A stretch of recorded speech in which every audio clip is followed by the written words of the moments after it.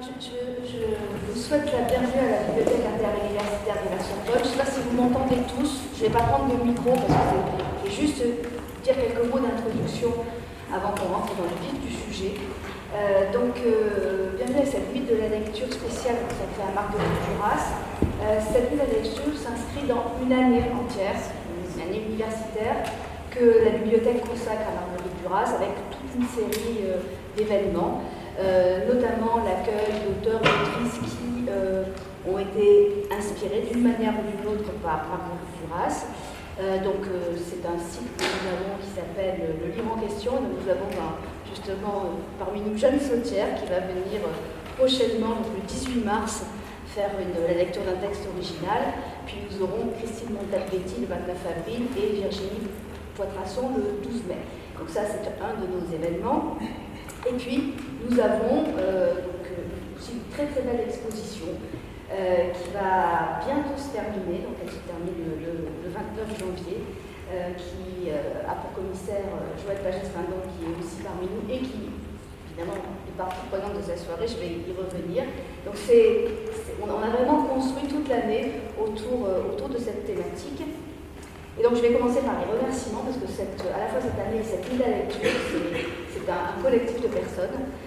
C'est Joëlle, d'abord Joëlle Pagès-Findon, qui nous a livré cette belle exposition et qui va guider une visite à travers cette exposition, qui est en fait un ensemble de photographies qui nous ont été prêtées par Jean Mascolo, le fils de Marguerite Duras.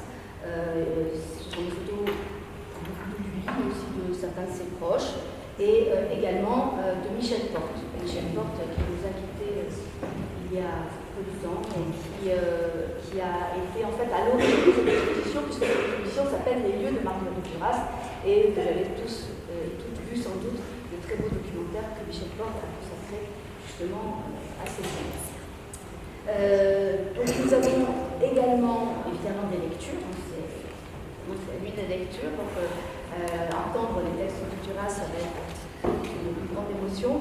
Et pour lire ces textes, on a fait appel à Ona Barahona, qui nous avait proposé justement l'idée de ces lectures à l'issue des visites de l'exposition, qui est comédienne, membre de l'association Marguerite Duras, dont Joëlle Pagès-Findon est vice-présidente, et nous avons également, nous sommes très heureux, deux doctorants du laboratoire Talim, donc qui est de Sorbonne Nouvelle, qui sont parmi nous, donc Lucie Tangowski et François Sagot, qui ont accepté aussi de se prêter au jeu de la lecture. Nous avons aussi un temps de performance avec deux plasticiens, Hervé Baquet et Pierre Juas, qui sont des fidèles de la bibliothèque interuniversitaire de la Sorbonne. Ils font très régulièrement des performances. Et depuis plusieurs mois, ils préparent des films sur Marguerite Duras qui seront projetés tout à l'heure. Voilà, donc je vous donne un très rapide déroulé, même si j'ai déjà dit les principaux temps. Donc, vous allez avoir la lecture jusqu'à peu près 20h20. Ensuite, on passera à la performance. Et puis, on aura donc le temps de visite de l'exposition. Évidemment, Joëlle Pagès-Findon vous fera une présentation plus détaillée. Et puis, la soirée se terminera vers 21h30, puisque nous devrons évacuer la Sorbonne ensuite. En tout cas, je vous souhaite une très bonne soirée.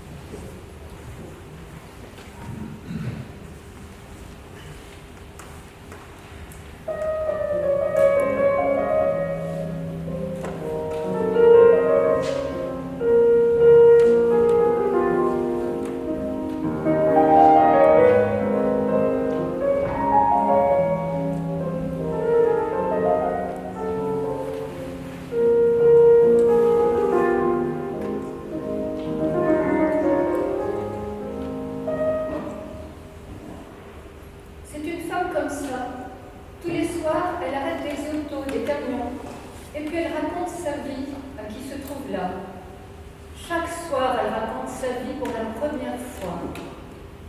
Elle est plus ou moins écoutée, mais peu lui importe.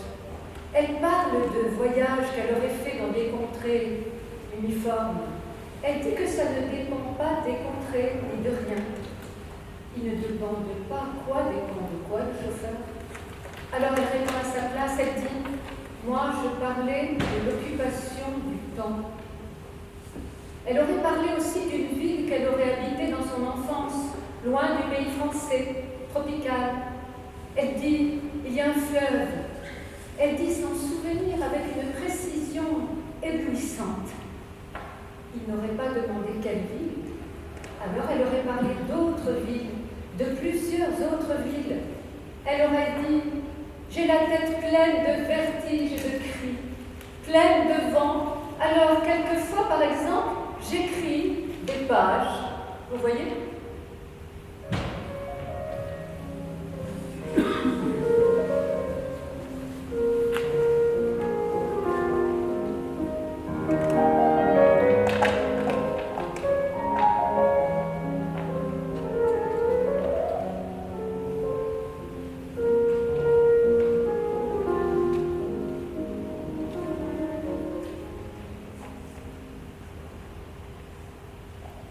La mère était quelqu'un qui était parti. Qui avait quitté sa terre natale, son pays, très jeune, pour aller vers Aller vers l'inconnu.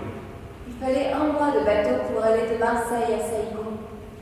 Plusieurs journées de chaloupe pour inspecter les postes de la brousse le long du Mékong. Dans cette brousse, il y avait la lèpre, les épidémies de peste, de choléra et la faim. Et la faim. La mère avait donc commencé très tôt à inventer, d'entreprendre des choses comme ça, de partir, de quitter sa famille pour aller vers le voyage. Et la lèpre. Et la faim. Les meilleures années de la mère, c'est deux enfants dans les 3 années qui ont suivi son mariage avec un fonctionnaire de l'enseignement colonial. D'abord Joseph, puis moi. Elle se souvenait de ces années comme d'une terre lointaine, visitée et quittée aussitôt. On ne se souvenait pas de cette femme, notre mère, jeune, entourée d'enfants, aimée par cet inconnu, notre père, belle, des yeux verts, des cheveux noirs. Et puis le père est mort. On avait entre 4 et 7 ans. De la période qui a suivi, elle n'a jamais parlé volontiers. Elle disait que ça avait été difficile. Elle a continué à enseigner. Ce n'était pas suffisant. Pendant 2 ans, elle a donné des leçons de français en plus. Puis on grandissait. Ça a été encore insuffisant. Alors elle s'est engagée à l'Éden Cinéma comme pianiste. Elle y est restée 10 ans, jusqu'à la fin du cinéma muet.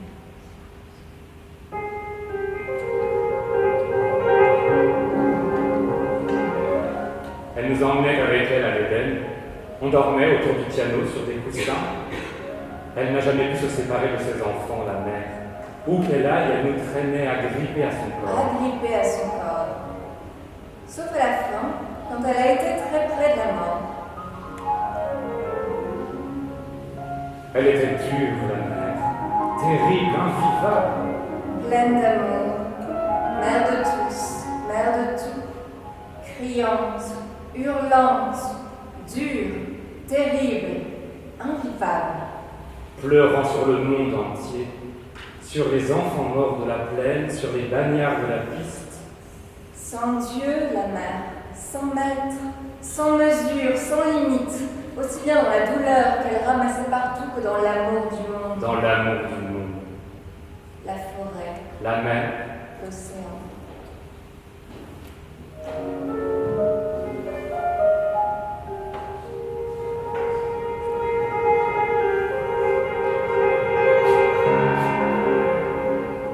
On vous demande d'être attentif à ce que nous allons vous apprendre sur elle. Difficile à suivre la vie de la mère. Après l'Éden Cinéma, elle a décidé de mettre ses économies de 10 ans dans l'achat d'une plantation. Ingrate, ardue la vie de la mère. C'est des chiffres, c'est des comptes. On est en 1924. Des milliers d'hectares sont lotis dans la plaine ouest du Cambodge le long de la chaîne de l'éléphant. La mère, veuve, avec ses 2 enfants à charge, a un droit prioritaire à une concession de cet ordre. Elle l'obtient. Elle demande sa mise en disponibilité. Elle ne reviendra jamais à l'enseignement. La concession était grande, 200 hectares de la piste à l'embouchure de la rivière, le Rac. La première année, la mère fait construire le bungalow. Elle met en culture la moitié de la concession. La marée de juillet monta à l'est de la plaine et noya la récolte. Elle recommença. La marée de juillet monta encore à l'est de la plaine et noya la récolte. La mère a dû se rendre à l'évidence. Parce que régulièrement envahie par les marées de juillet, sa concession était incultivable. Elle avait acheté 200 hectares de marécages salés. Elle avait jeté ses économies dans les marées du du Pacifique.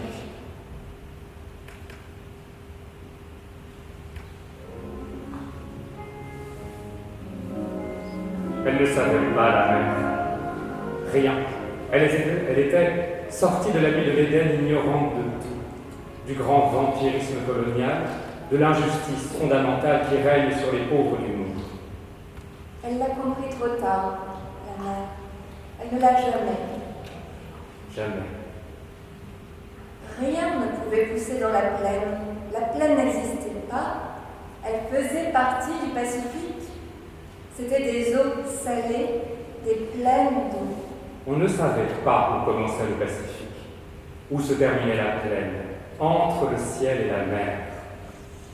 Les 15 lotissements de la plaine avaient déjà ruiné une centaine de familles. Elle ne l'avait pas su. Les Blancs, restés dans la plaine, vivaient du trafic du Pernod et de l'opium. Certains étaient morts, d'autres avaient été rapatriés. Elle ne l'avait pas su. Au sortir de la nuit de l'Éden, elle avait porté au cadastre la totalité de ses économies. Ils avaient pris l'enveloppe. Il n'était plus rien resté à la main. Que ces pensions de veuves et de retraités de l'enseignement colonial. Que ces pensions de veuves et de retraités de l'enseignement colonial. Alors, qu'est-ce qu'elle avait fait? Qu'est-ce qu'elle a fait, la mère? Écoutez, faute d'arriver à fléchir les hommes, la mer s'est attaquée aux marées du Pacifique. Elle a construit un barrage contre le Pacifique.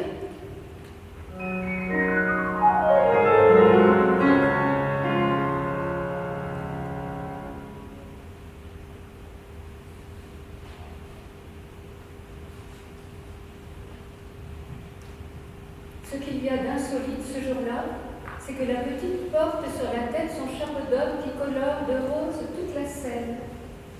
C'est la seule couleur. Le soleil brimeux du fleuve, le soleil de la chaleur, les rives se sont effacées. Le fleuve paraît rejoindre l'horizon. La petite connaît le passeur depuis qu'elle est enfant. Le passeur lui sourit et lui demande des nouvelles de Madame la directrice. Il dit qu'il la voit passer souvent de nuit, qu'elle va souvent à la concession du Cambodge. Dans les histoires de mes livres qui se rapportent à mon enfance, je ne sais pas si j'ai dit l'amour qu'on se portait les uns les autres, et la haine si terrible dans cette histoire commune de ruines et de mort qui était celle de cette famille. Quand je suis sur le bac du Mekong, ce jour de la limousine noire, la concession du barrage n'a pas encore été abandonnée par ma mère. De temps en temps, on fait encore la route comme avant, la nuit. On y va encore tous les trois, on va y passer quelques jours.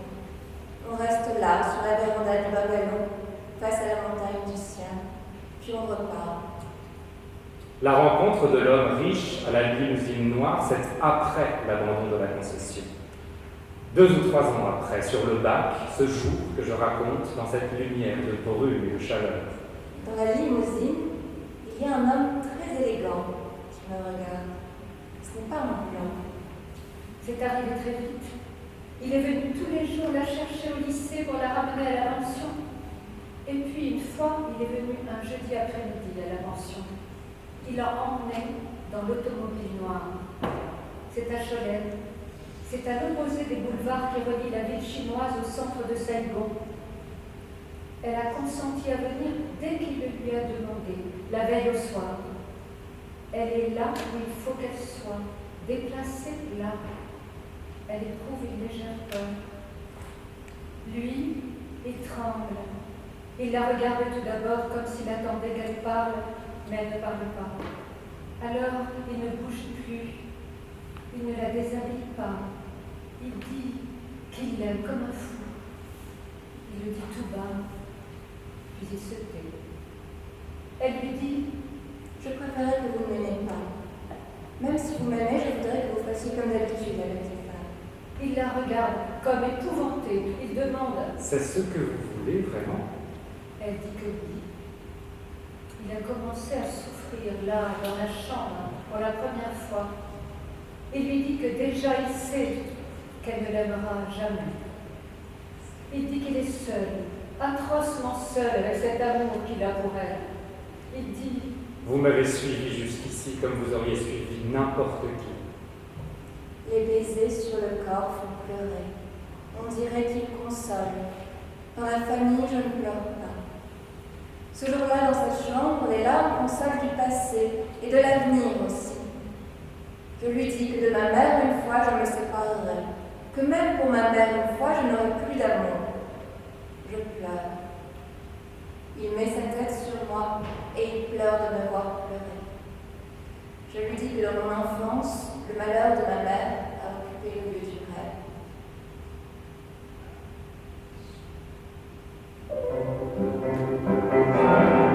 Les départs, c'était toujours les mêmes départs. On avait décidé de ne plus se voir, mais ce n'était pas possible, ça n'avait pas été possible. Chaque soir, je le retrouvais devant le lycée dans son automobile noire, la tête détournée de honte. On allait encore chaque jour dans la garçonnière de Cholène. Il faisait comme d'habitude. Pendant tout un temps, il faisait comme d'habitude. Il me touchait avec l'eau des jarres et il me portait sur le lit. Il venait près de moi, il s'allongeait aussi, mais il était devenu sans force aucune, sans puissance aucune. La date du départ, une fois fixée, même encore lointaine, il ne pouvait plus rien faire avec mon corps. C'était lorsque le bateau avait lancé son premier adieu, quand on avait relevé la passerelle et que les remorqueurs avaient commencé à le tirer, à l'éloigner de la terre, qu'elle avait pleuré. Elle l'avait fait sans montrer ses larmes, parce qu'il était chinois et qu'on ne devait pas pleurer ce genre d'amour. Sans montrer à sa mère et à son petit frère qu'elle avait de la peine, sans montrer rien, comme c'était l'habitude entre eux. La grande automobile était là, longue et noire, à l'avant, le chauffeur, en blanc. Elle avait reconnu à l'arrière cette forme à peine visible qui ne faisait aucun mouvement, terrassée. Elle était accoudée au bastingage, comme la première fois sur le bac. Elle savait qu'il la regardait. Elle le regardait, elle aussi. Elle ne le voyait plus, mais elle regardait encore vers la forme de l'automobile noire. Et puis à la fin, elle ne l'avait plus vu. Le port s'était effacé, et puis la terre. Au cours du voyage, un jeune homme était sorti du bar, avait traversé le pont en courant, et il s'était jeté à la mer. Le corps s'était perdu. L'âge est resté dans la mémoire, terrifiant. 17 ans. C'était encore au cours de ce même voyage, pendant la traversée de ce même océan. La nuit était déjà commencée.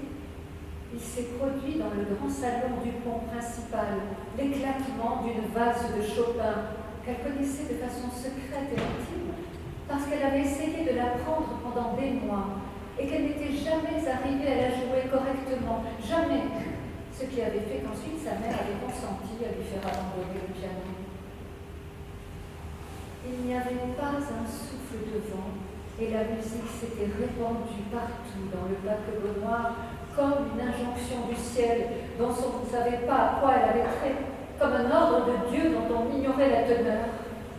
Et la jeune fille s'était dressée comme pour aller à son tour se tuer, se jeter à son tour dans la mer, et après Elle avait pleuré parce qu'elle avait pensé à cet homme de Cholel et elle n'avait pas été sûre tout à coup de ne pas l'avoir aimé d'un amour qu'elle n'avait pas vu parce qu'il s'était perdu dans l'histoire comme l'eau dans le sable et qu'elle le retrouvait seulement maintenant à cet instant de la musique jetée à travers la mer.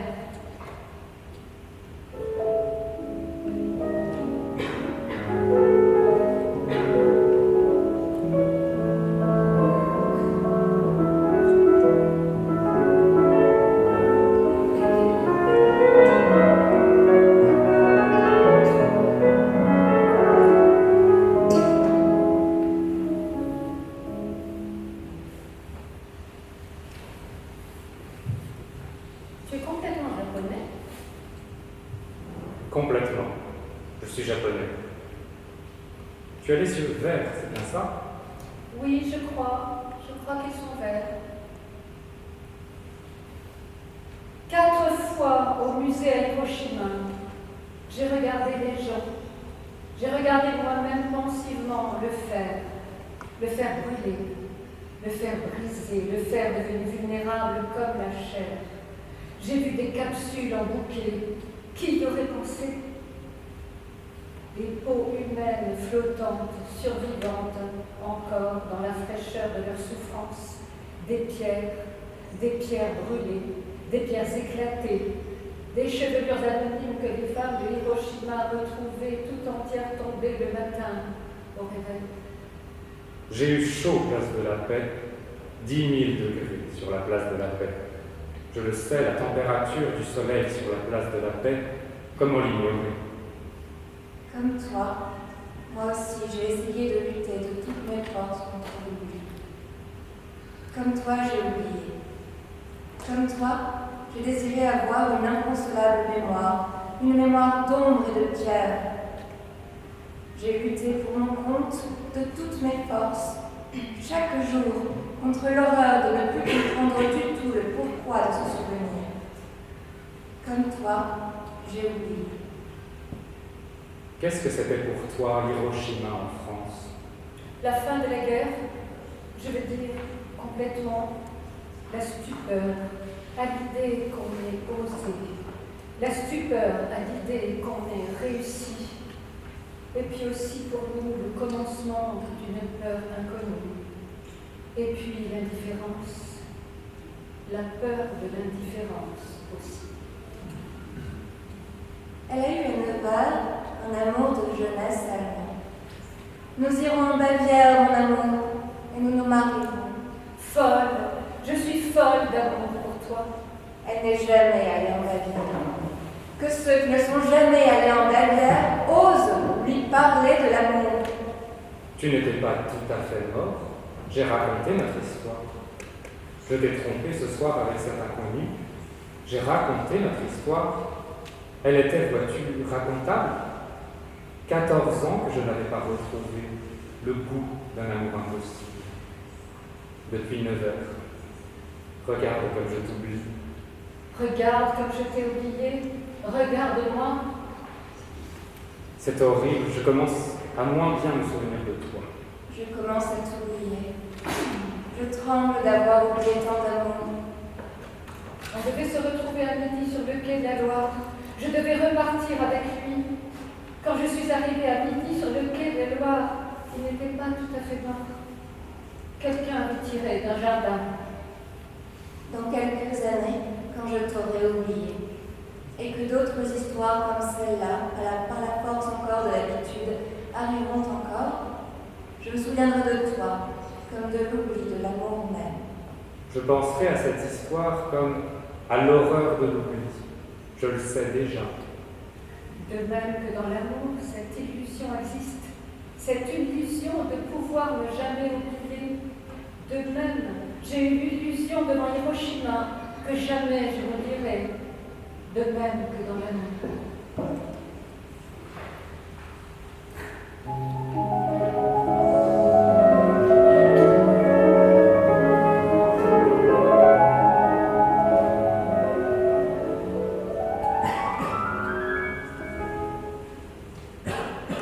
L'orchestre cessa de jouer.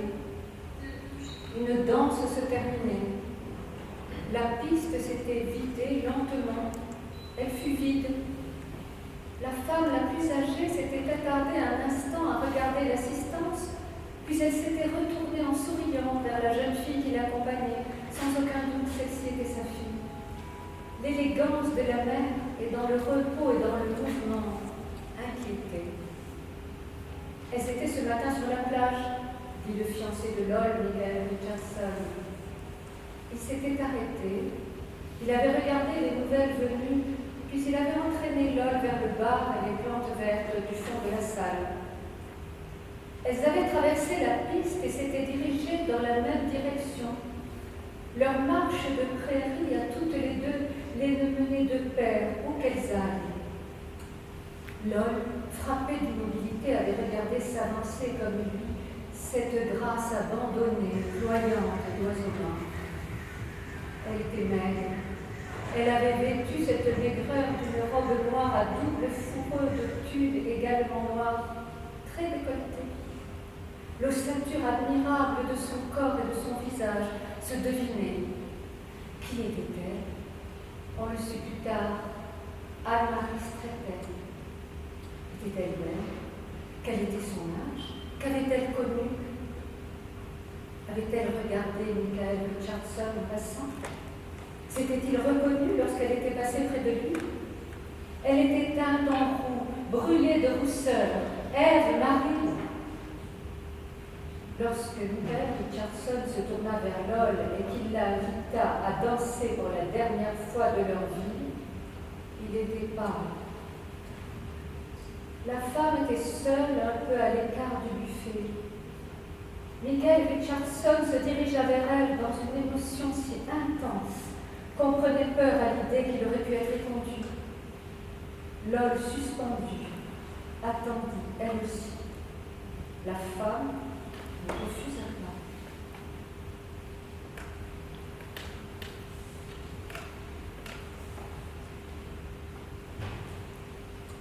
Ils avaient dansé, dansé encore.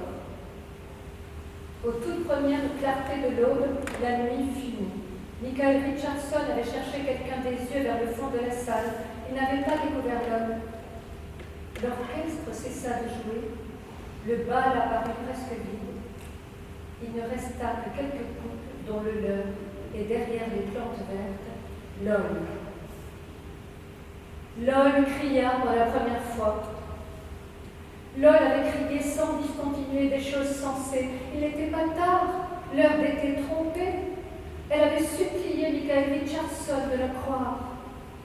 Mais comme il continuait à marcher, on avait essayé de l'en empêcher, mais elle s'était dégagée. Elle avait couru vers la porte, s'était jetée sur ses bâtons. La porte enclenchée dans le sol avait résisté. Les yeux baissés, ils passèrent devant elle. Anne-Marie Streeter commença à descendre, et puis lui, Michael Richardson. Lloyd les suivit des yeux à travers les jardins. Quand elle ne les vit plus, elle tomba par terre, évanouie.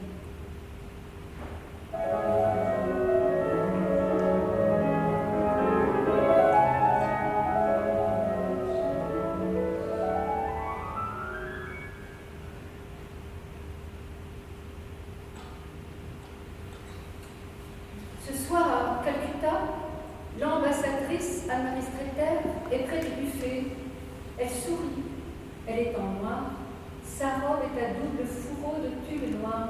Elle tend une coupe de champagne. Elle l'a tendue. Elle regarde autour d'elle. Aux approches de la déliesse, une maigreur lui est venue qui laisse bien voir la finesse et la longueur de l'ossature. Ses yeux sont trop clairs, découpés comme ceux des statues. Ses paupières sont amaigries. Elle regarde autour d'elle de ce même regard d'exilé de ce soir. Voici, elle ouvre le bal avec l'ambassadeur, observe le rituel méprisé. Alors d'autres danseront. Les ventilateurs plafonniers font un bruit d'oiseaux effarouchés d'un envol immobile au-dessus de la musique. Des lampes foxtrot, des faux lustres, du creux, du faux or. Anne-Marie Streeter se lève, écoute quelque chose. C'est une femme qui chante sur le boulevard.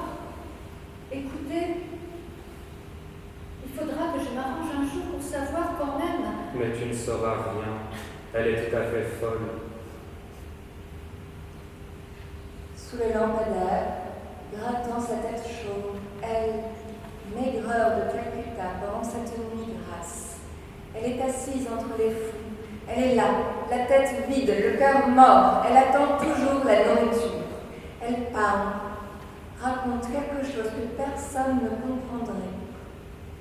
La musique cesse derrière la façade éclairée. Il y a un remue-ménage derrière la porte de la cuisine. Voici la distribution. Beaucoup de nourriture jetée ce soir derrière les cuisines de l'ambassade de France. Son sac troué sur le dos, elle mange à une vitesse fantastique. Elle évite les claques des fous, les coups, la bouche pleine. Elle rit, à en perdre la respiration. Elle a mangé. Elle contourne les pas. Elle chante. Elle va vers le linge. Je dois me tromper. Ce n'est pas possible. Nous sommes à des milliers de kilomètres de l'Indochine. Ici, comment aurait-elle fait? Ce jour-là, il roule entre les rizières du delta dans la lumière crépusculaire sur une route droite. Anne-Marie Streeter s'est endormie sur l'épaule de Michael Richard. Il a fait glisser son bras autour de son corps. Il la soutient. Immense étendue de marécage que 1000 talus traversent dans tous sens. Sur les talus, partout s'égrènent en files indiennes des chapelets de gens aux mains nues. L'horizon est un fil droit, comme avant les arbres ou après le déluge. Parfois, comme ailleurs, dans les éclaircies qui suivent les orages qu'on traverse, des rangées de palmes bleues s'élèvent au-dessus de l'eau. Des gens marchent, et ils portent des sacs, des bidons, des enfants, mais ils ne portent rien. Anne-Marie Streeter dort, la bouche légèrement entrouverte. Ses paupières légères, de temps en temps, se soulèvent. Elle voit que Charles Rosset est là.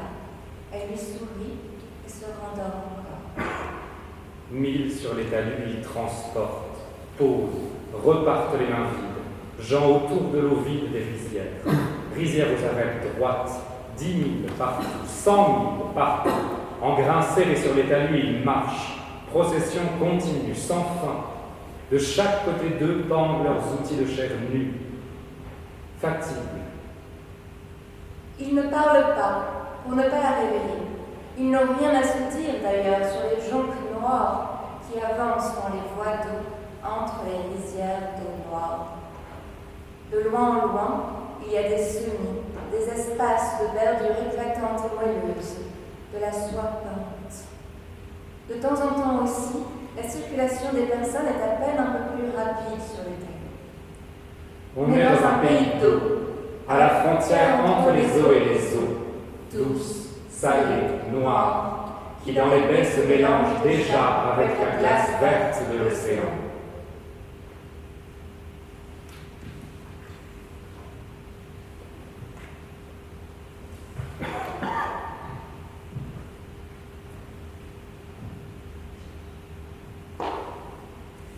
Je me souviens de toi. Cette ville était faite à la taille de l'amour. Tu étais fait à la taille de mon corps même. Qui es-tu? Nous allons rester seuls, mon amour. La nuit ne va pas finir. Le jour ne se lèvera plus sur personne. Jamais, jamais plus. Enfin, Tu me tues. Tu me fais du bien. nous n'aurons plus rien d'autre à faire, plus rien que pleurer le jour défunt. Du temps passera. Du temps seulement. Et du temps va venir. Du temps viendra, où nous ne saurons plus du tout nommer ce qui nous unira. Le nom s'en effacera peu à peu de notre mémoire. Puis il disparaîtra tout à fait.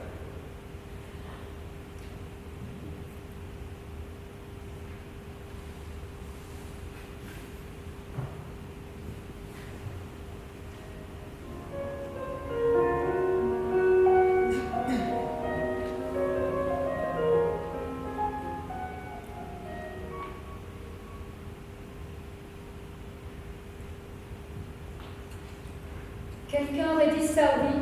Quelqu'un aurait dit, c'est une femme comme ça. Tous les soirs, elle arrête les autos, des camions, et puis elle raconte sa vie pour la première fois. Elle aurait parlé le temps du parcours, de temps en temps, vous voyez, du pays, du vent. des récentes découvertes de la science, de la difficulté des transports dans cette région-là, d'un enfant nommé Abraham, de l'amour, elle aurait dit tout à coup, il n'y a pas d'histoire en dehors de l'amour. J'ai la tête pleine de vertiges et de cris, pleine de vent, alors quelquefois, par exemple, j'écris des pages